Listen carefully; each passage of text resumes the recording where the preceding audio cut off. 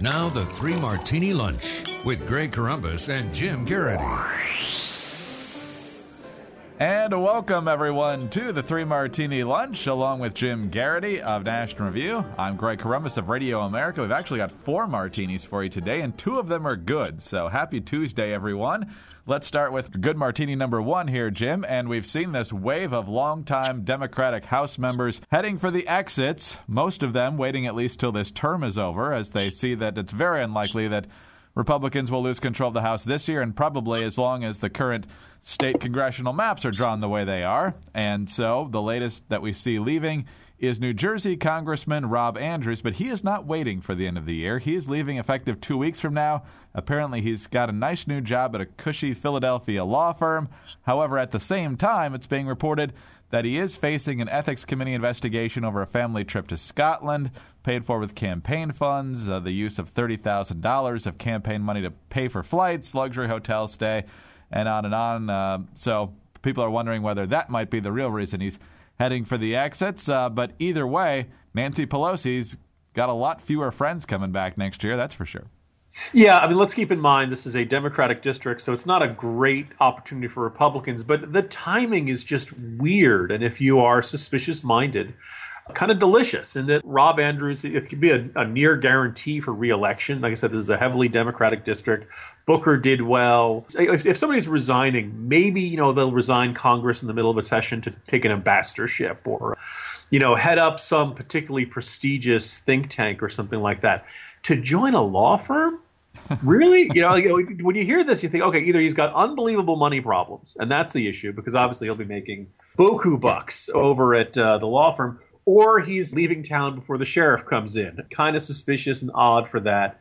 We'll see how this shakes out, but it really does seem like a very odd, unexpected announcement from Congressman Andrews, and you can't help but get the feeling, with everyone being so blindsided by this, no talk of him retiring or anything like that, whether there's a bit more to this story than what we've been told so far. Yeah, absolutely. So we'll keep an eye on that. Like you said, probably won't change which party controls that seat, but a lot of Democratic seniority going out the door this year, and in some cases in the next couple of weeks. But on to the second good martini now, and this is courtesy of BuzzFeed through hot air, I might add. And it looks like, according to several Obama campaign officials from years past, that they see Hillary Clinton heading for the same problems she had in 2008, even though, as you mentioned last week, Jim, Priorities USA is already in the Hillary camp and is looking to make this an inevitability, but they say that's the problem. Hillary Clinton's putting together this huge machine that looks inevitable, that is scaring away other Democratic people, and it's the machine that's once again the focus rather than a coherent message out of Hillary Clinton. So who knows whether it could still work this time. It certainly could if she successfully scares people out of the race. But very interesting to see that the Obama folks already skittish about Hillary's strategy here. Yeah, I mean, it's kind of interesting that you'd think of all the lessons she could learn. She would have learned, not to re-emulate 2008. And actually, the more you think about it, the easier it is to imagine a scenario in which Hillary Clinton goes off track fairly early on in this, because think about what the state of the country is in 2016. If things are really going terrific, fat chance, then you'd think, look, Vice President Joe Biden keeps saying that he knows in his heart he could be a good president, but he hasn't decided yet. Let me translate that for you. He's running for president. Nobody says, I know in my heart I'd be a good president, but America, you just don't deserve this. Every sitting vice president thinks that they should be the president of the United States. And he'd be able to say, look, I've been a heartbeat away for the past 8 years. And when Joe Biden runs, he's going to be running on a very simple message. Keep it going. Now, we may look at that and just see that as, excruciating bloodletting for the American economy. But for a good portion of Democratic primary voters, the guy could say, look, the next best thing to Obama's third term will be a fairly compelling argument. What's more, it'll be nearly impossible for any Democrat to attack Joe Biden without implicitly criticizing the Obama administration as well, and that strong pull of party loyalty. On the other hand, Hillary Clinton is by no means an outsider to this administration. She's not going to be, Martin O'Malley or somebody who's going to say, oh, we need a fresh face, and it's time for a change. It's time for new blood. She's not that either. And so we'll have a situation in which she will kind of be in this middle ground. And it'll be tough to say that she's going to be, as her friends once said, she'll be the Pope Francis of America, going into an old institution and revitalizing it with new energy. You can't really see that argument. what's the argument for Hillary going to be? You can see a lot of it being identity politics. It's time for a woman president, et cetera, et cetera. But that's totally detached from the condition of the country. And so the question will be, does she know how to do the economy better? And Lord knows we've seen plenty of crony capitalism allegations surrounding the Clinton Foundation. Or does she know foreign policy better? Benghazi. You can kind of see the arguments taking shape here. So the idea that this is a slam dunk for Hillary, look, obviously the poll numbers have her way ahead right now. But it's not surprising that Team Obama might be looking here at seeing the same kind of lumbering Goliath type ready to get knocked off by a David in either the Democratic primary or in the general election. On to the bad Martini now, and we head to New York City. This from the New York Post. Mayor DeBlasio's war on charter schools has officially begun. In an unexpected move late Friday, schools chancellor Carmen Farina said the city is redirecting $210 million in capital funding earmarked for charter schools in order to open 2,100 pre-kindergarten seats. The move appears to confirm fears by charter school supporters that DeBlasio's mammoth plans for expanding pre-K would be used as an excuse to boot charter schools from public school buildings. And, Jim, we saw this shortly after Obama took office. He and the Democratic Congress took out the Washington, D.C. charter schools program, which had been a smashing success.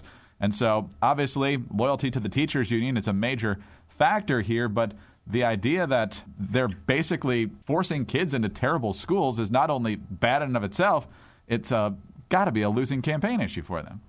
Having just been elected, DeBlasio is not going to spend a lot of time worrying about that. Other Democrats may be a little more nervous about this. But you kind of look at a mayor who, in New York City, obviously very expensive place to live, middle class is feeling kind of squeezed.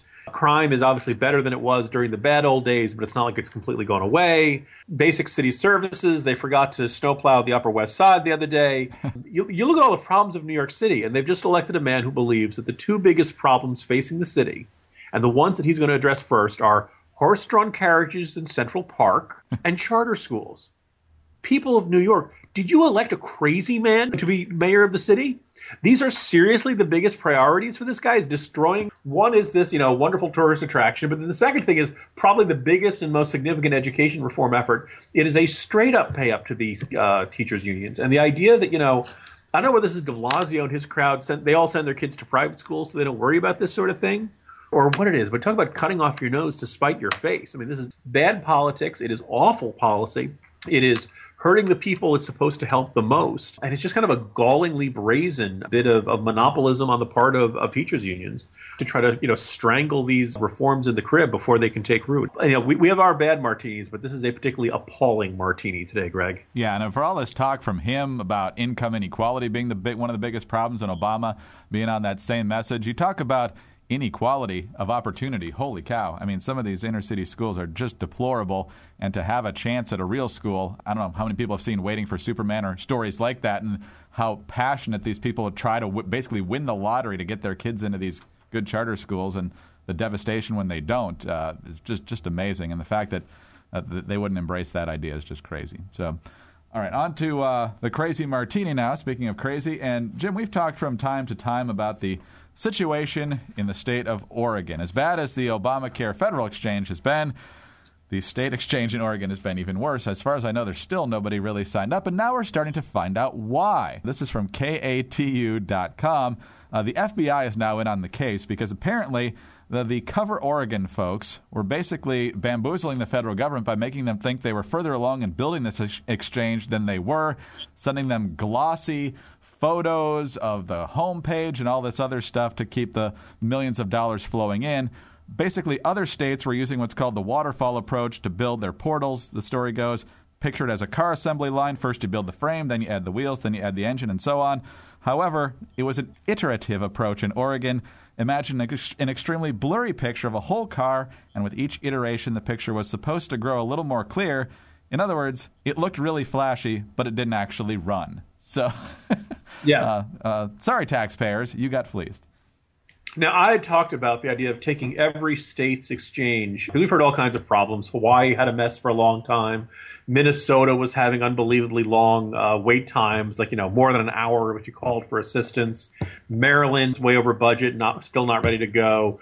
But really, in our NCAA-style brackets of all of the states, Oregon is probably the overall number one seed, just for taking forever and having everybody resort to paper. And you ask, how could something like this happen? How does it get this bad? And the simple answer is people aren't honest, right? I mean, if you're honest with it, you can prepare people for it. There is this mentality of, and Bruce Webster and a lot of other smart guys have written about this, well, we'll spin it a bit as we go up the chain. And then as you go up further up the chain, we'll spin it a bit more. And after a while, the word spin, it's not a matter of emphasizing or de-emphasizing certain points. After a while, it becomes lying. And that's basically what, at least according to this report, it looks like what happened here, that if you cannot create actual progress, then lie and say that you've created actual progress and hope that you can generate some sort of sign of actual progress later. And, the state of Oregon, they ran out of later. It just wasn't ready by the time the deadline is. And they don't know if it'll ever be ready, and it's just, stumbling along. And this is one more example of how bureaucracies never handle these sorts of giant responsibilities all that well. In a corporate bureaucracy, at least you can fire people easily. Much tougher in federal government, much tougher in state government. So ideally, this would be a teachable moment, but I have a feeling politicians will not learn anything from this, Greg. And that is what makes it our crazy martini of the day. Yeah, exactly. Wow. Some really depressing stories in there. Massive corruption on a website, denying kids access to quality education. Well done, folks. Well done. Yeah, but we got rid of Rob Andrews. That's good. Maybe we should have had some of the good news at the end. All right, Jim, have a great day. We'll talk to you tomorrow. See you tomorrow, Greg. Jim Garrity of National Review. I'm Greg Corombos of Radio America. Thanks so much for listening today, and be sure to join us again on Wednesday for the next 3 Martini Lunch.